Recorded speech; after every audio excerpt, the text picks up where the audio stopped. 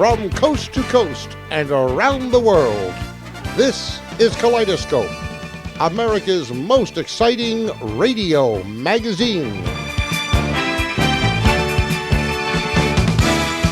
Stay tuned for more.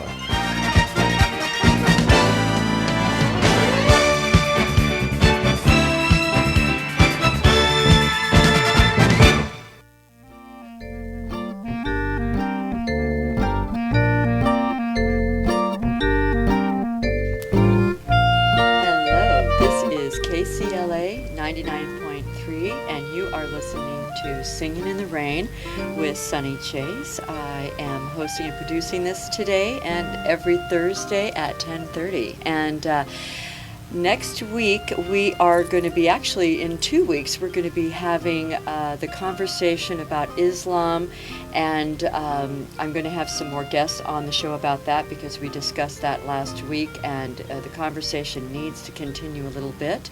So we will do that, and in a few more weeks after that, we will have the great Jack Rose, who is working with water all over the world, actually. He just got back from South Dakota, working with the Lakota tribe, doing some incredible things on energy. And he is actually a very good friend of our guest that we're having on today. So I want to get right to a description and a little intro for our wonderful guest, Paul Scott, who has graced us with his presence here today. He is a lifelong environmental advocate, co-founded Plug In America in 2005 to galvanize, support, and advocate for the manufacture of electric vehicles and plug-in hybrids that reduce America's dependency on petroleum and improve the global environment. As one of the leading nonprofit organization's most visible leaders, Paul is regularly interviewed by global media and consults with auto industry officials, consumers, and local, state, and federal policymakers to advance clean air technology. He is a regularly featured speaker at national conventions, universities, schools, and elsewhere, like today at KCLA with me. Paul helped create Don'tCrush.com, PIA's predecessor, a grassroots group that single-handedly prevented some 1,000 production EVs from being destroyed by the auto companies that manufactured them. His work with both groups has included campaign strategy, research planning, and execution. Paul is among the key figures featured in Who Killed the Electric Car, the 2006 Rockin' documentary, as well as consulting for the follow-up Revenge of the Electric Car, which you can see now. Paul Scott also works professionally for Nissan as an EV specialist, selling the new Leaf EV. He also works as a consultant for Solar City, the nation's leading residential solar installation firm. He used to own a 2002 RAV4 EV, and we'll talk about that on the show because I think he kept it in kind of an interesting way. And he had that for 8 years, and now he drives a 2011 Nissan Leaf, which uses sunshine operated by the photovoltaic panels on his roof in Santa Monica, California. Paul is president of the Electric Vehicle Association of Southern California, and Paul is with us today. So, hi, Paul. Thank you for having me. My pleasure, my pleasure. Well, I want to get right to it. The first thing I want to chat about is how you had that 2002 car. Mm-hmm. Right. Well, it happened we just fell into it. We had the solar system installed on our house in Santa Monica, so our house is being run by solar energy. And then we heard about, just by accident, that Toyota was selling these electric cars. And they only sold 328 of them before they stopped. We happened to get one thinking that it was the beginning of something new, not knowing that there was a big political fight over them happening at the time. So we got ours, and then just a week later they shut the program down, started taking the cars back and destroying them. And so did you hide yours, or what did you do to keep yours? Toyota was unique and out of all the car makers offering these electric cars in that they sold some. And so we got to keep ours. The fight became over the leased cars that were being taken back and destroyed. We managed to save about 1,000 total, including the 300 plus sold cars. The rest of them were destroyed. So unbelievable. And for people who have never seen Who Killed the Electric Car, it is an incredible movie to see. It's sort of amazing to see all of that machinery just literally, like you think of cars having a little soul, and there they are in heaps. It was the saddest thing, and so odd to me in a way, and that this would happen, that it would just be done that way. It was malfeasance on the car maker's part, and certainly there were a lot of complicit entities involved, and the movie goes pretty deeply into that. Mm-hmm. But yeah, it was very sad what happened, because thousands of these cars were destroyed when they had many years of life left in them. They were practically new when they were destroyed. Mm-hmm. So what I want to do today, and then I'm going to hope that you can come back with me next week, because I feel that this cannot all be done in just a half an hour, is allow people to know what it's about. In other words, what can happen, what are our options. We have our gas-driven cars, our petrol-driven cars, and what are our options, and kind of a little bit of why. And I think people generally know, obviously, that it helps with our environment. But I think that a lot of people have some sort of prejudices and ideas about the electric car or the hybrids. And so I want to chat with you about that, and I know you're an expert in the subject, so we can kind of get to that. So just give us an idea about, like, for example, driving them. Actually, first I should say, thank you so much for taking me for a ride. And then I didn't realize it, but you had me get in the driver's seat. I thought I was getting in the passenger seat. And it was awesome to drive. It was so much fun. I was a little nervous at first because I thought, oh God, it's like George Jetson car. But you made it very easy for me, and it's actually easy. It drives beautifully, and it's so, as I say, George Jetson. It was just really fun. So as far as that goes, I have... I put it on my bucket list. I within the next year and a half, I'm on your team. So, so let's talk a little bit about just kind of the logistics. Sure. The logistics, obviously the car makers are building them again. This is we lost a couple of battles back in the day, but we won the war. And the war being, we have to get the car makers to build these cars so people have the choice to buy them. And now, 2 years ago, we had about 3,000 electric cars on the road, mostly Teslas and the old 10-year-old RAV4s. Today, we have over 30,000 electric cars on the road. So it's happening very quickly. There are over 8 manufacturers selling cars today with plugs on them. So the next time you buy an electric car, you should never consider a car from this point on that does not have a plug on it. If you're buying new. If you're buying a used car, obviously you have a lot of different cars available. But at this point, you should never buy one that does not have a plug on it. And you have the choice between a plug-in hybrid, which has unlimited range, like the Chevy Volt or the new plug-in Prius. So you could drive it to New York if you wanted from LA. But your daily driving will be mostly on electricity and grid electricity. And it should be renewable electricity to the greatest extent possible. Then the other cars are like the Nissan Leaf and the Ford Focus and Mitsubishi and Tesla and all these others. They're all pure electric. So they have a limited range, but the range is more than enough for 90% of your daily driving, or in my case, 99% of my daily driving. So thank you for sharing that. One of the things that I was actually chatting with our good friend Jack Rose, who, as we know, is a foot soldier extraordinaire for bringing water solutions all over the world, and he says to say hi, by the way.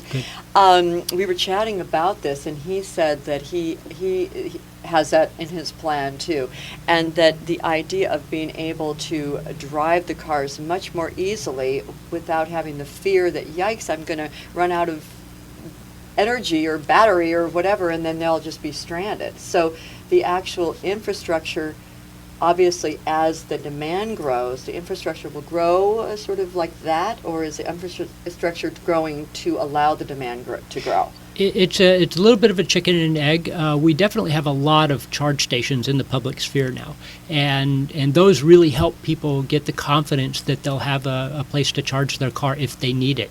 The vast majority of people never need public charging. It's just nice to know it's there. Your daily driving cycle, most people don't drive 100 miles in a day. The car will go, most of these cars will go 100 miles or at least 80 miles, depending on driving style. And so if you don't drive farther than that, then you just charge at home. However, if you wanted to go beyond that range, you just go to either a fast charger, which will charge the car up in about half an hour.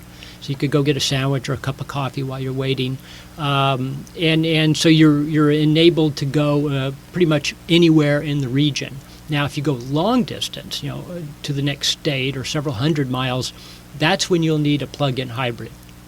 Well, again, what I love to pay attention to is, and I love that we're getting options with the cars. For such a long time, it was petrol, and that was where it was. And now we are having the opportunity to be a little more creative in our thinking and how we do things. And some of the things that this would sort of force us to do, but it's in a good way, is really plan out our trips, carpool with other people. But again, people are creatures of habit, and we all want to kind of do what we want to do.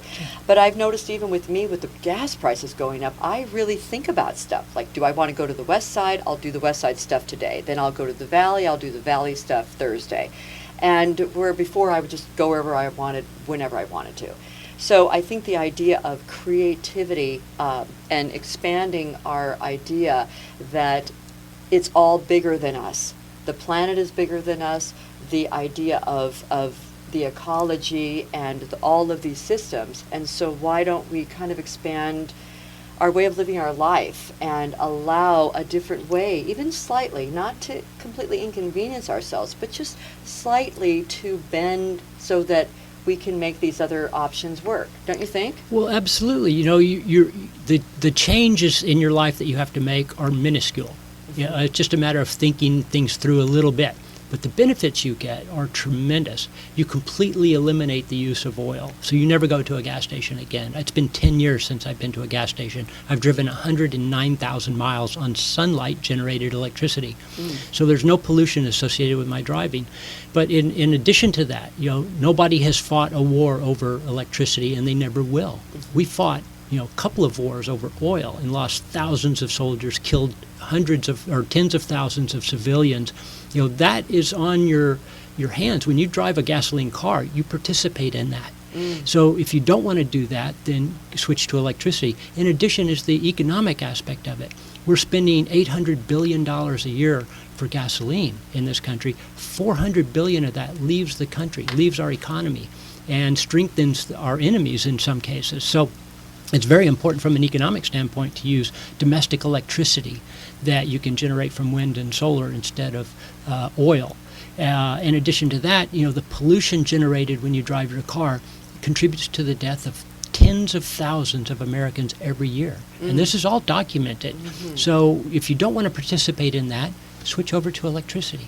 Beautiful. And I have more questions for you, Paul Scott, and we will go to a commercial break, but before we do, I want to play something by a beautiful friend of mine, Drew Dellinger, who is a rock star, actually, poet, and he's studied cosmology and ecological thought with Thomas Berry since 1990, and has taught at Prescott College, many schools actually, and is getting his doctorate from JFK in Berkeley, and he's been quoted in Congress and many, many places. And so let's give this a listen. This is called Hieroglyphic Stairway by Drew Dellinger. It's 3:23 in the morning, and I'm awake because my great-great-grandchildren won't let me sleep. My great-great-grandchildren ask me in dreams, what did you do while the planet was plundered? What did you do when the earth was unraveling? Surely you did something when the seasons started failing, as the mammals, reptiles, birds were all dying. Did you fill the streets with protest when democracy was stolen? What did you do once you knew? I'm riding home on the Colma train. I've got the voice of the Milky Way in my dreams. I have teams of scientists feeding me data daily and pleading I immediately turn it into poetry. I want just this consciousness reached by people in range of secret frequencies contained in my speech. I am the desirous earth, equidistant to the underworld and the flesh of the stars. I am everything already lost. The moment the universe turns transparent and all the light shoots through the cosmos, I use words to instigate silence.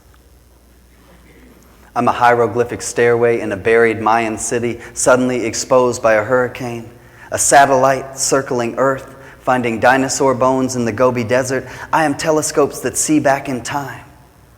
I am the precession of the equinoxes, the magnetism of the spiraling sea. I'm riding home on the Coma train. I've got the voice of the Milky Way in my dreams. I am myths where violets blossom from blood like dying and rising gods.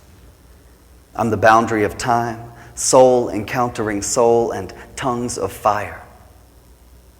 It's 3:23 in the morning, and I can't sleep because my great-great-grandchildren ask me in dreams, what did you do while the earth was unraveling? I want just this consciousness reached by people in range of secret frequencies contained in my speech. Thank y'all. Let's planetize the movement. Let's planetize the movement. Hugh Dellinger, my great friend, and he will be on the show in the next couple of weeks. I think in about 6 weeks we'll have the pleasure of having him here. Oh, that poem just gives me goosebumps and tears. You, Paul? It resonates really well with what we're doing here, selling the electric car and solar energy. Because these are two big things that, you can take a step. You can divorce yourself from participating in the whole oil thing. You can divorce yourself from using dirty electricity. And when you do those two things together, you take the single biggest step you can take to rid yourself from generating pollution. And one thing I'd like to say at this point is that I do believe that we can do what we can with what we have from where we are. So I always want to allow people not to feel so guilty. I know there are different times in my life when I didn't feel I was doing enough, or like right now I drive a car that I go to a gas station for, and I don't like it, but it's sort of what has to happen right now. But I am definitely interested in having that change. And also, I had perhaps some prejudices or some non-truths or misinformation about the electric car and the Prius. Not so much the Prius, but definitely the electric car. And so, again, that's why I'm so happy we're doing this show, because there might be 1 or 2 or 5 or 10 people listening to this show who will understand that they can do it. And again, I always believe, like I say, that we can do what we can with what we have. And so to just take those steps, whatever they are, and to be grateful and happy that we are taking whatever it is that we are. So this is Sunny Chayes with KCLA 99.3, and we're going to take a quick break, and we'll be back with Paul Scott in a moment. I went from house to house, getting any food or clothes they'd give me. Then I handed it all out to any needy people in the neighborhood. That's it. Jack Powell is one of the little answers to the big problems facing every community in America. And because there are more people than problems, things will get done. All you have to do is something. Call the Points of Light Foundation at 1-800-677-7309. Do something good. Feel something real. There's something wonderful on the other side of this door. Look, the people, the places, the learning, the adventure. The world is waiting. Be an exchange student and make the world a part of your life. Write Youth Exchange, Pueblo, Colorado, 81009. This message is brought to you by the Advertising Council and the International Youth Exchange. When you give blood, you give another birthday, another summer vacation, another concert, another date, another dance, another day at the beach, another night under the stars. When you give blood, you give another holiday with the family, another sunset after supper, another talk with a best friend, another laugh, another hug, another chance. This is Brooke Shields for the American Red Cross. Please give blood. A public service message from the Ad Council. Hi, this is Sunny Chayes, and you are back listening to Singin' in the Rain, 99.3 KCLA. And we have Paul Scott with us today, a lifelong environmentalist, and the Plug in America he co-founded. And we're continuing our conversation about how we can make a difference by what we drive and how we move ourselves around in our life. So, Paul, I want to ask you a question. I hope this doesn't put you on the spot, but batteries. What's the deal with batteries? I know some people have feelings about that. Sure. Batteries are fine. Batteries, you've got to look at the alternatives. Right now, the alternative is internal combustion, and that uses petrol. So when you go down and drill for oil, you ship it to a refinery, you refine it, you distribute it to the gas station, and then you pump it into a tank and burn it in your car. There's pollution every step of that way, not to mention geopolitical concerns. So that is horrible, and we know that. To compare that against batteries, yes, you have to mine some lithium, and there's not a lot of problem with that, to tell you the truth. I've looked at it pretty deeply. And once you've got the lithium, it's an element. It doesn't go away. Unlike petroleum, when you burn it, it's gone. And you have to go dig some more. But once you've mined the lithium, you manufacture it into a battery. It has a 8 to 10 year life in the battery or in the car itself. After that, it'll have use for several years as energy storage. So utilities will use the used car batteries to store energy at night and then use it in the daytime when the demand is higher. And then so another 5 or 10 years later, the battery finally fades out and is recycled, and the lithium is used again in new batteries. So there's very little in the way of environmental degradation associated with the manufacture or use of the batteries, and none of them will end up in the landfill. They'll all be recycled to 100%. Awesome. Oh my God, I feel like having a little drum roll, because I did not know all of that. So thank you for clearing that up, and you did that so well. I hope our listeners will be clear with that too. So I also want to talk with you about sort of how did the Who Killed the Electric Car movie start, and your involvement with that. Sure. It happened because when we got our electric car, right after that we found out all the political stuff that was going on, and then the car industry immediately shut down production and the leasing of these cars and started crushing them. And this was all within weeks of us getting our car. So we started organizing people in Los Angeles to fight it. Found out that there was several people in San Francisco doing the same thing, so we combined forces and started doing a lot of protests against Ford, against GM, and against Toyota to stop the crushing of the cars. And this fellow, Chris Payne, started showing up with a little video camera, and he would videotape us. He said, yeah, they took my EV1 back, and I'm really mad about it, so I'm going to make a documentary. Well, there were several people making documentaries about it, but Chris always showed up, and we eventually just started, he would show up with a sound man, and then he had a producer with him, and eventually he came out with this film, which really rocked us, because in the up to that point, we were trying to get the message out to the media, and the media was not paying attention at all. But when the film came out in 2006, it awakened America. Everybody who saw that film realized what was going on, realized what they had lost, the opportunity to drive oil-free. And so that sparked the fight to get the car makers to build the cars again. Well, what I loved, I thank you many years ago for inviting me to one of the premieres, and then you had a Q&A after at my mom's house, actually.